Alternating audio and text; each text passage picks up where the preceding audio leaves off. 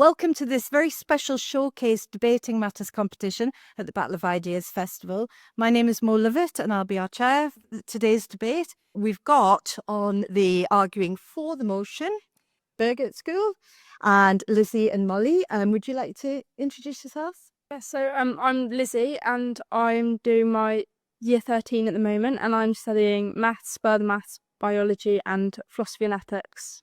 Great. I'm Molly. I'm in year 13 at the moment as well. I'm studying philosophy, history and psychology. Brilliant. And arguing against the motion, we've got Oakwood Park Grammar School, or OPGS. Guys, would you like to introduce yourselves? Yep. Hi there, I'm Ivan Banbury and I study English Lit, Politics and RS, and I'm a lower sixth student. I'm Arthur. I study RS, Politics and History, and I hope to study law at university.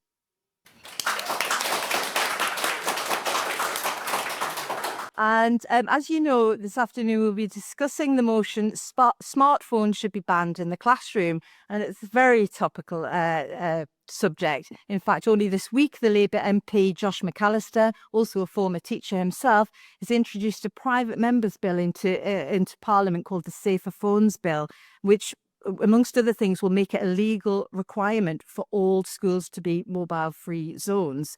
And that could be debated as early as next year in Parliament. So it's definitely a topical issue.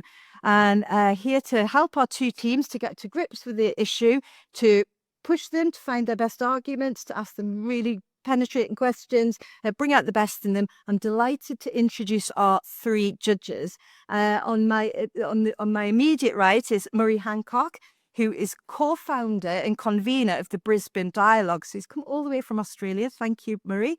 It's a leading independent forum and Australia's first dedicated civil discourse or bridging organisation. And their mission is to support other organisations to conduct across the aisle dialogues on contentious topics. TBD's flagship is the Big Dialogue public discussion format, as well as the brilliant Dialogues at School initiative. So, very sort of apt that Murray's here as a judge for Debates and Matters. Thank you. He was educated at the University of Queensland and Oxford University. He's also worked in the Commonwealth Treasury at the City of London and his family's timber and plywood business before making TBTD his retirement project. So thank you, Murray.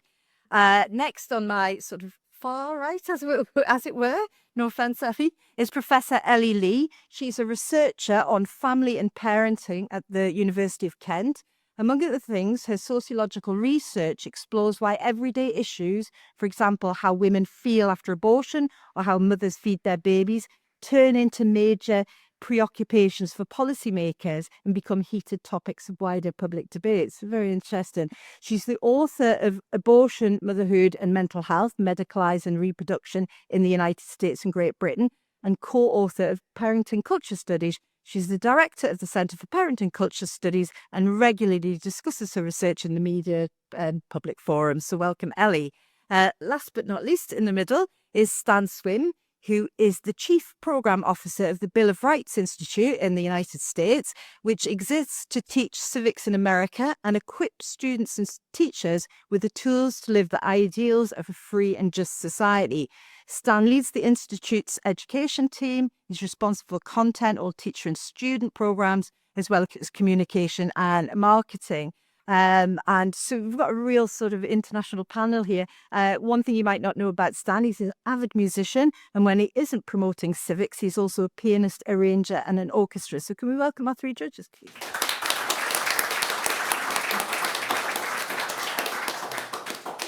Okay, so we're going to crack on. Each of the debaters, you each have 3 minutes. You know, at 2:30 I'll do that, and I will be tight on timing. But whenever you're ready, Lizzie, if you'd like to give us your thoughts, please. So in the beginning of 2024, the government advised schools to prohibit the use of phones and reasonable adaptations to those who need them because phones risk unnecessary distractions, disruptions and diversion in the classroom. There is a lack of research on the effects of phones in classrooms, but there have been many studies that have shown that smartphone bans can lead to better educational performances. So a study on 162 secondary schools in England found a clear correlation between phone bans and school performances, and they found that scores of effective bans were 2 times more likely to get outstanding Ofsted ratings, and got 1 to 2 grades high averages in their GCSEs.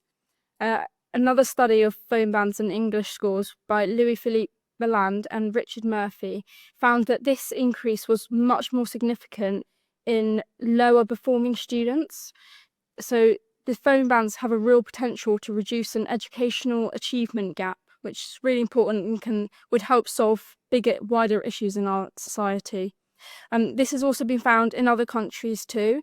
So a study by the Norwegian School of Economics in Norway on 36% of their middle schools found that after the phone bans were implemented, students got higher grade point averages, and 60% of the girls were less likely to reach out for mental health support. One meta-study on smartphones that was published by the Education Sciences Journal took quantitative data from nearly all the studies done on this field, and they found significance between smartphone bans and academic performance, but also stronger significance between smartphone bans and social behaviour and scores. And they found that students were calmer, more focused, more concentrated, and there was a positive change in the social climate when phones were banned. Professor Jonathan Haidt added on to this in his best-selling book, The Anxious Generation, where he talks about how in today's generation, upbringings are much more on smartphones, and this is creating childhoods to be less play-based. And he says that this is causing a mental health crisis. He backs this up with really strong correlation between the rise of social media and mental health issues in many countries around the world. There are also experimental findings that show that social media can cause bullying, less physical activity, and worse mental health in schools. There are other studies that show this too, like one by ONS that found that 1 in 5 children, 10 to 15, have experienced online bullying, and 72% said it happened during school time. The Buxton boarding school in Massachusetts did a smartphone ban across their school, and they found that it actually made students have more face-to-face interactions, and there was reduced tension between students and teachers. So this is also helping behaviour here, which is good because there is a huge problem with behaviour in schools in England, and around 62% of teachers report having considered quitting because of poor pupil behaviour, and this could really, really damage our educational system. Okay, brilliant. Thank you very much.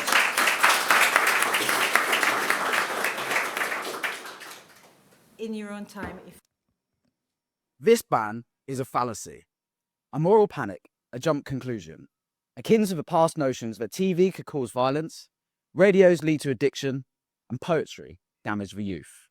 We stand here, proud defenders of smartphones, to enrich, to engage, and to expand the classroom. School no longer has to be a disconnect, no longer an enclave to the outside world. The transparent phone policy that we use in our sixth form allows us to be party to fresh news, to be engaged students in global affairs. We can react and discuss developments with our peers in real time. The textbooks that education has relied on for too long are outdated. Outdated before they are printed, outdated in a digital age.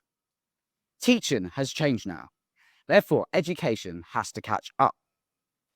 We are currently stuck in an ineffectual blend of antiquated and archaic resources, fused with rarely functioning technological systems. The very nature of the internet can turn us as students into finders, not merely mindless transcribers of dictated text.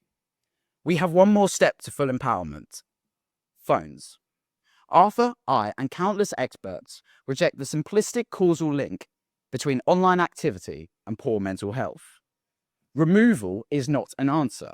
In fact, we embrace an even greater usage of smart devices in the classroom.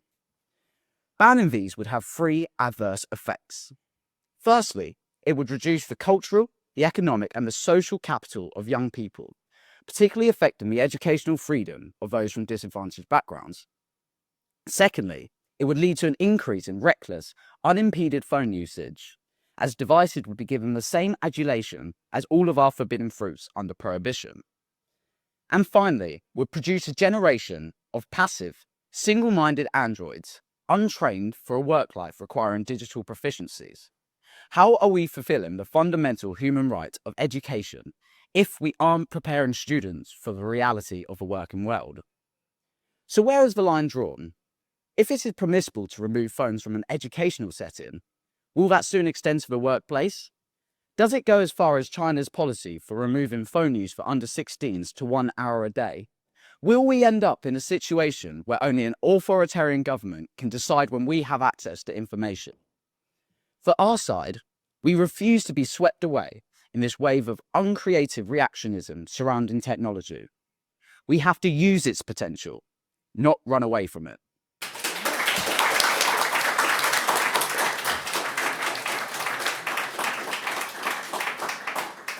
Molly.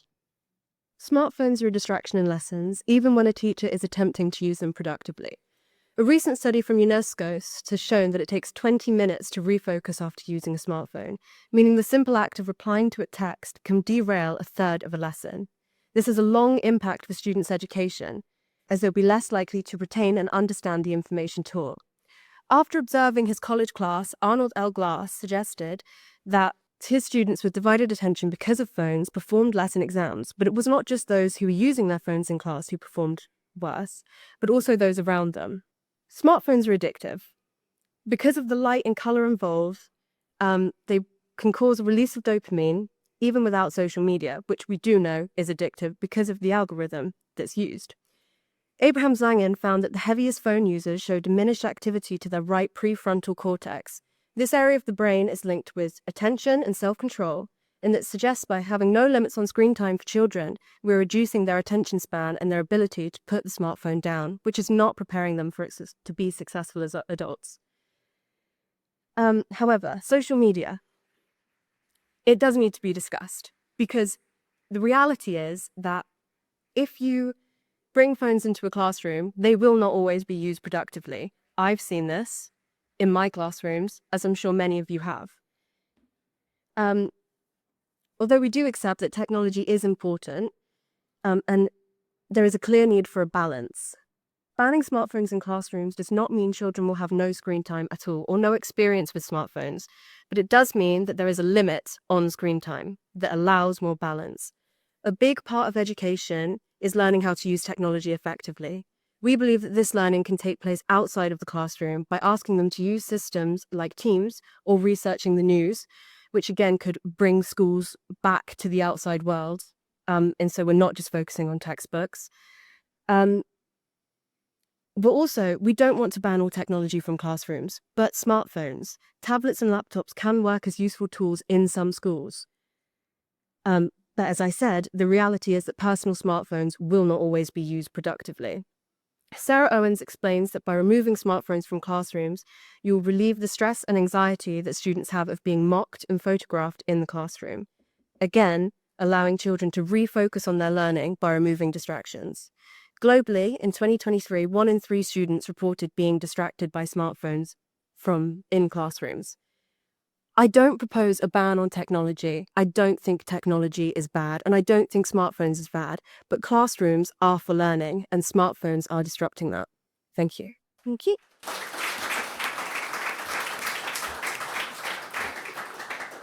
Arthur, whenever you're ready. Firstly, in response to their point about the educational gap in achievement, online tools expand opportunities for young people. LinkedIn and other sites allow for social networking that can lead to employment opportunities.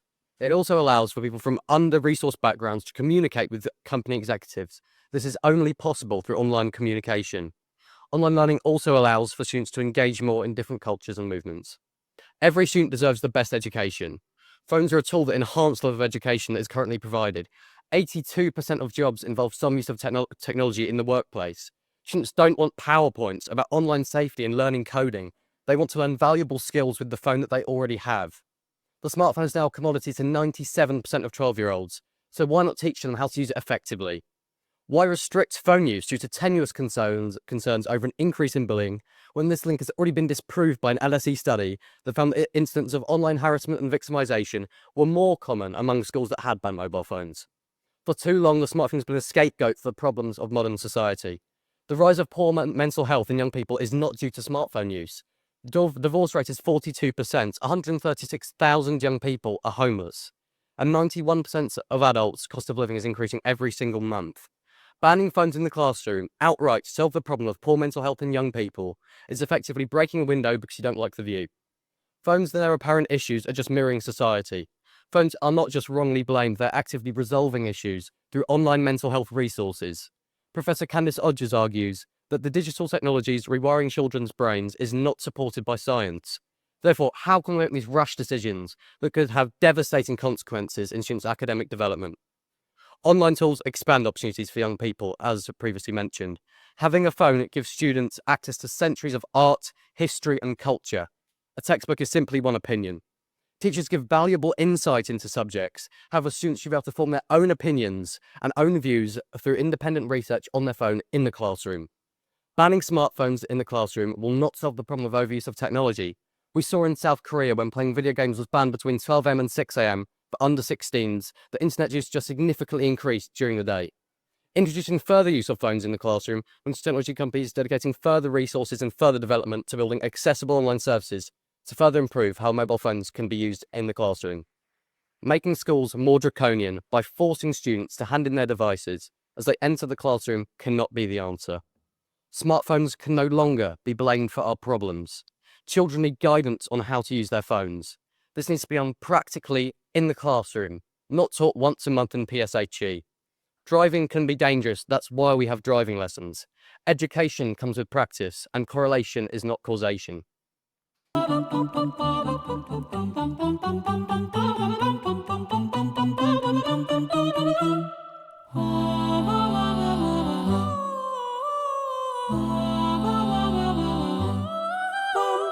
Bum,